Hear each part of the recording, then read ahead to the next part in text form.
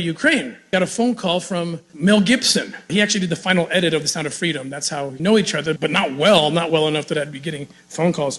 And he told me that he was in Budapest at the time. This was right hours after the invasion, and he said he supports a bunch of orphans in Ukraine, and he was worried about them, and he asked if I could help get them out. So now I've got 12 from my wife, I got 13 others from Mel Gibson, and I'm thinking, okay, I got this list of kids I got to get out. I told Mel, I said, you got to help me. This is going to be expensive. I won't ask you for direct donation, but can you help me film this? You know, let's film what's happening so we can get people to understand and they can support us. He said, no problem. He helped us get set up and started filming.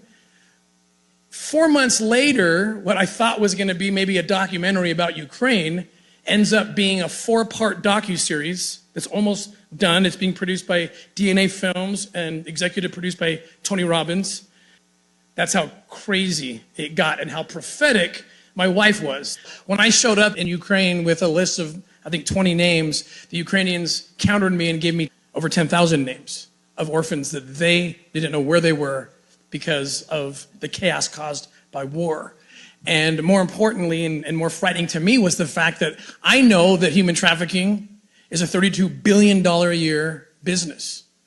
It's the fastest growing criminal enterprise in the world, and I also know how kids get forced into that market. And it's through vulnerable situations like in the aftermath of a hurricane, mostly in a developed country, or an earthquake, or in this case, a war.